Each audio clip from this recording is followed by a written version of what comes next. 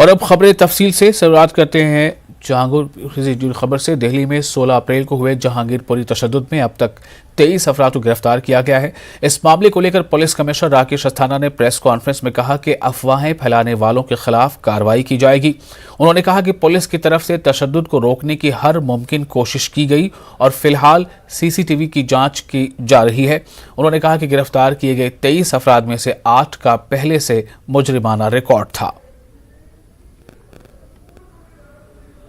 Incident में 9 लोगों को इंजरीज हुई हैं, जिसमें 8 पुलिसकर्मी हैं, पुलिस अधिकारी हैं, 1 सिविलियन है।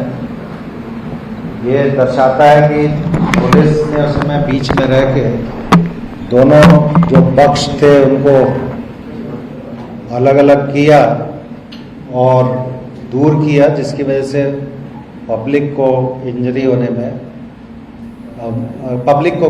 नहीं हुई। मौलाना मोहम्मद अली जौहर ट्रस्ट रामपुर की एक्वायर की गई जमीन को छुड़ाने के मामले में सुप्रीम कोर्ट से आजम खान को राहत मिली है। इलाहाबाद हाई कोर्ट के हुक्म पर रोक लगा दी गई है। वहीं इस मामले में उत्तर प्रदेश हुकूमत को नोटिस जारी किया गया है।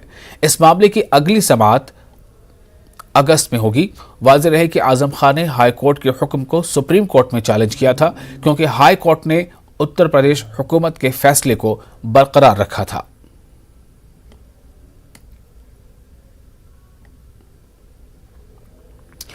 एक और अहम खबर